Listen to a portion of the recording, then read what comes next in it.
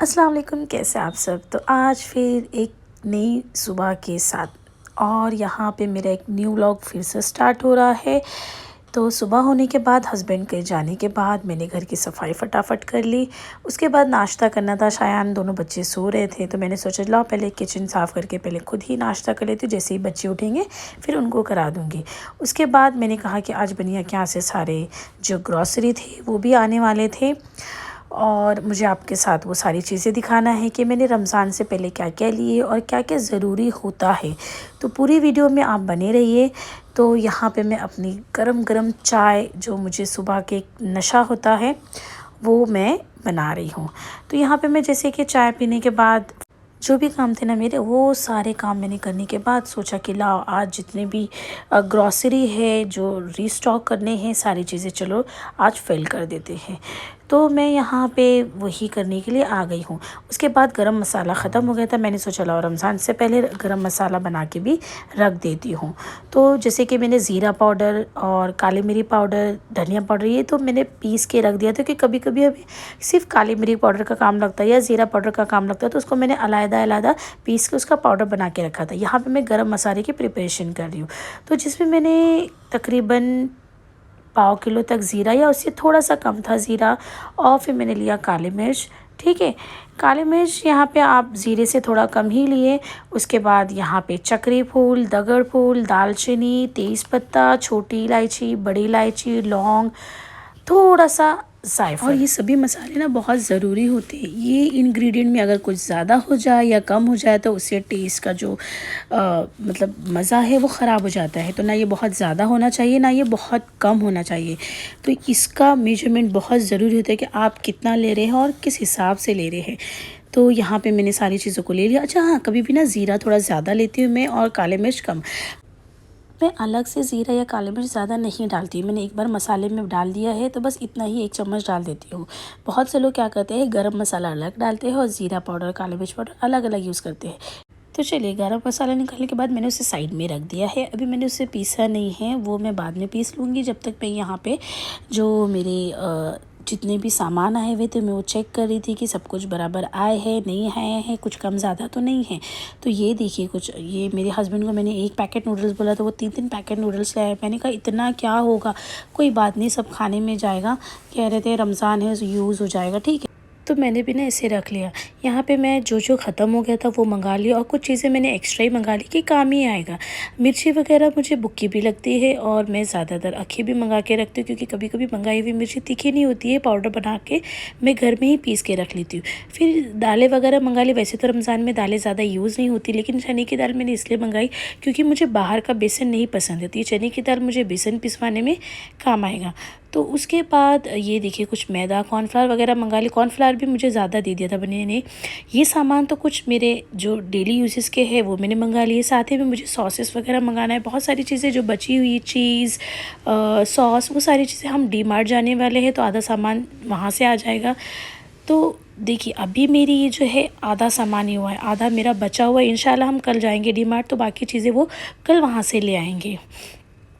तो चलिए, अब सामान आ ही गया है तो उन्हें उनके ठिकाने भी लगाना बहुत ज़रूरी है, क्योंकि कल से वो वैसे ही पड़ा हुआ था। तो मैंने सोचा चलो अब सबको डब्बे में भर के रख ही देती हूँ। तो यहाँ पे मैं ज़ीरा वगैरह जो भी जहाँ पे रखती हूँ मैं उसे भर के रख दी, क्योंकि ये रमज़ान में मैं नहीं चाहती कि मुझे यहाँ वहाँ ये सारे काम पड़े। तो जो काम है जितने भी हैं मैं जितना हो सके पहले ही करके रख देना चाहती हूँ। तो ये देखिए, मैंने इसे सबको इसके डब्बे में डाल के रख दिया अच्छे से। उसके बाद अब ये होने के बाद मैं सोच रही थी कि अभी गरम मसाले भी पीस हुई लूँ, लेकिन रात हो गई थी, गरम मसाले नहीं पीस पाई। जैसे कि मैंने बताया कि 2 बच्चे बहुत तंग करते, तो मैं जैसे जैसे टाइम मिलता है थोड़ा थोड़ा काम करते रहती हूँ और उसके बाद फिर ये दोनों को भी संभालना होता है। तो चलिए ठीक है, मैंने यहाँ पे ये तो मैंने आपको बताया था कि काली मिर्च कल ही पीस ली थी मैं, ज़ीरा पाउडर भी कल ही पीस ली थी। उसके बाद ये जो है मेरे पास, हाँ, मैं एक चीज़ और दिखाना चाहती हूँ। आप देख रहे हैं ज़ीरा, ये एक ज़ीरा जो नीचे वाला है ना, ये ज़ीरा मैं अभी बनिए के यहाँ से आया है, और जो ऊपर वाला है ना वो मैंने ऑनलाइन मंगाया था। ये दोनों का कलर जब मैंने डाला तो दोनों ही कलर में अलग है। मुझे समझ में नहीं आया कि इसमें से कौन सा ओरिजिनल है। तो आप ज़रूर बताइए कि इसमें से ओरिजिनल वाला कौन सा है, क्योंकि दोनों का ही कलर बहुत ही अलग था। खैर, ये सारी चीज़ें डालने के बाद मैं इनको इनके ठिकाने लगा दी। उसके बाद टाइम हो गया था खाने का, खाना भी बनाना था। और उसके साथ ही साथ मैं अपनी तैयारी में भी लगी थी। तो चलिए खाने में कुछ डिसाइड नहीं हो रहा था तो मैंने सोचा चलो आज पनीर ही बना लेते हैं। पालक रखी हुई थी, वो भी पालक बहुत ख़राब हो चुकी थी, तो मुझे पालक पनीर बनाना था। उसको मैं साइड में सोच रही थी पहले साइड में पालक पनीर चढ़ा दूँ या फिर इमली की चटनी, क्योंकि इमली की चटनी के लिए भी मैं 2 दिन से उसको इमली को भिगा के फ्रिज में रखी थी, लेकिन मैं वो काम कर ही नहीं पा रही थी। तो मैंने सोचा पहले इमली की चटनी बना लेती हूँ, उसके बाद पालक पनीर। तो चलिए उसके लिए ये पल्प मैंने पहले ही बना के रेडी करके रख दिया था, उसको मैंने इसके पहले वीडियो में आपको दिखा दिया था। अगर आपने नहीं देखा है तो वो पार्ट 2 में जाके देखिए, ठीक है। तो यहाँ पे देखिए मैंने पल्प पहले से निकाल दिया था, वो डाल दिया और गुड़ भी आ चुका है, जिसकी वजह से मेरी चटनी अभी तक नहीं बनी थी। तो चलिए मैंने यहाँ पे गुड़ भी डाल दिए। 1 चम्मच मैंने यहाँ पे लाल मिर्च पाउडर डाल दिया है। उसके बाद यहाँ पे 1 चम्मच ज़ीरा डाल दी हूँ और ये देखिए सौंफ भी मैं डाल रही हूँ। आप सौंफ डाल के देखिए, चटनी का टेस्ट बड़ा मज़े वाला हो जाता है। तो मैं यहाँ पे 1 चम्मच सौंफ डाल रही हूँ। थोड़ा सा कलर अच्छा आने के लिए फूड कलर मैंने डाला है। तो ये देखिए यहाँ पे मैं फूड कलर भी शामिल कर देती हूँ। आप ना ज़ीरा और जो सौंफ है उसे दरदरा कूट कर डालेंगे ना तो वो भी अच्छा लगेगा। यहाँ पे मैंने जो पाउडर बनाया था वही डाल दिया, मैंने अलग नहीं डाला। उसके बाद ये देखिए मैंने साइड में से पकने रख दिया है। कलर बहुत ही अच्छा आया, देखिए ये इतना गाढ़ा होने तक आपको पकाना है। साइड में यहाँ पे शायान को भूख लगी थी और वो कह रहा था कुछ खाने के दो मम्मा, तो मैंने भी ना इसे ब्रेड पे लगा के उसे दे दिया, उसे अच्छा ही लगा। उसके बाद चलिए यहाँ पे ये रेडी होने वाला है। देखिए आप इसकी कंसिस्टेंसी देख सकते हैं, ये थिक हो चुका है। अब मैं थोड़ा सा ऑयल और हींग और सॉल्ट पाउडर भी मैंने डाला है। तो सॉल्ट डालने आप आपके ऊपर, आप डाल भी सकते हैं और आप स्किप भी कर सकते हैं। तो मेरे घर में इस तरीके से चटनी बनती है। मीठी चटनी बनाने के बाद यहाँ पे मैं पालक पनीर की तैयारी करना शुरू कर दी हूँ। तो जैसे कि मैं बहुत सारा पालक तो ख़राब ही हो गया था, जो थोड़ा बहुत बचा था उसे मैं यहाँ पे थोड़ा सा एक भाप दे के पीस ली हूँ। जब तक मेरा यहाँ पे खाना बन रहा है इमली की चटनी भी ठंडी हो जाएगी और फिर मैं उसे डब्बे में करके फ्रिज में रख दूँगी।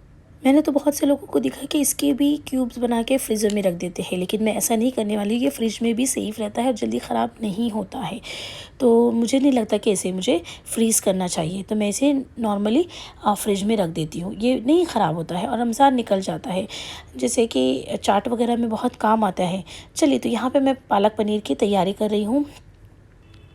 तो चलिए यहाँ पे मैंने कुछ तेल गरम करके प्याज डाल करके अदरक लहसुन का पेस्ट डाल दिया था यहाँ पे, और जो पालक पीस के रखा था वो डाल दिया। ये पानी है, कल जो मैंने धनिया पुदीने की चटनी बनाई थी ना, उसके लिए जो पानी निकला था लास्ट में, मैंने कहा था कि ये पानी पूरी में काम आएगा, वही पानी मैंने इसमें थोड़ा सा डाल दिया है। उसके बाद ये देखिए पनीर कट करके मैंने डाल दिया। पनीर फ्रिज में काफ़ी दिनों से रखी हुई थी, वो ख़राब ना हो जाए इससे पहले कि मैं ये बना दूँ। तो मेरा पालक पनीर रेडी हो गया है। तो साथ ही में मैं यहाँ पे रोटी भी बना लेती हूँ।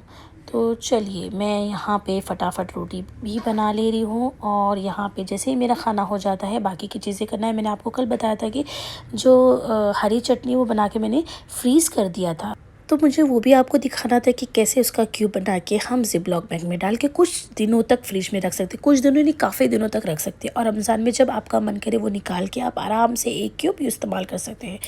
तो चलिए यहाँ पे मेरी रोटी भी बन चुकी है। देखिए क्या फुली-फुली रोटी बन रही है। ख़ैर खाना खाने के बाद मैं यहाँ पे जो बाकी के काम थे वो भी करना था। तो जैसे कि शक्कर, नमक सभी चीज़ें ख़त्म हो गई थी, तो मैंने सोचा चलो ये भी भर के साइड में रख देती हूँ।